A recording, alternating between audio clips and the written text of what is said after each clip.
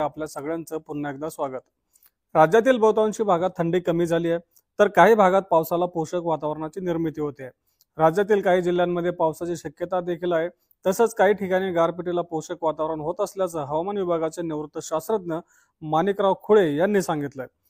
गुरुवार ते शनिवार म्हणजे 26 ते 28 डिसेंबर दरम्यान 3 दिवसात संपूर्ण महाराष्ट्रात ढगाळ वातावरण राहील, तर तुरळक ठिकाणी ढगांच्या गडगडाटीसह किरकोळ पावसाची शक्यता आहे, असा अंदाज श्री खुळे यांनी व्यक्त केला।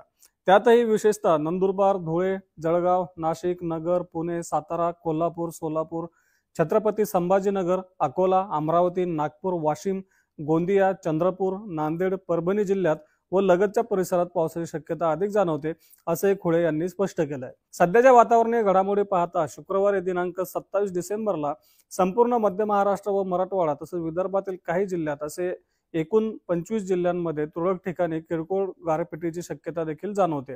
त्यातही विशेषतः नंदुरबार, धुळे, जळगाव, नाशिक, छत्रपती संभाजीनगर, अकोला, अमरावती, नागपूर, गोंदिया, वर्धा आणि वाशिम या जिल्ह्यांमध्ये व लगतच्या परिसरात गारपिटीची शक्यता अधिक जाणवते, असा अंदाज देखील त्यांनी व्यक्त केलाय।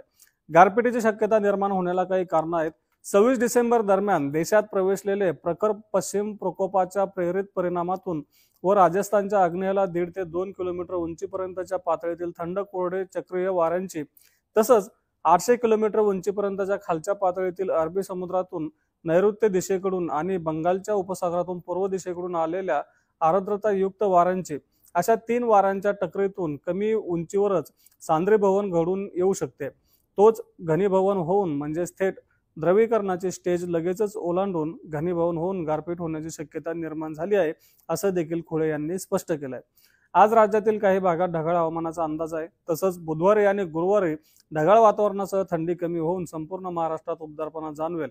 मात्र वर्षाखेरीस म्हणजे 30 डिसेंबर पासून हळूहळू थंडीत वाढ होऊ शकते। त्यामुळे नववर्षाच्या उगवतीला पुन्हा थंडीची अपेक्षा करता येईल, असं देखील खुळे यांनी स्पष्ट केलंय।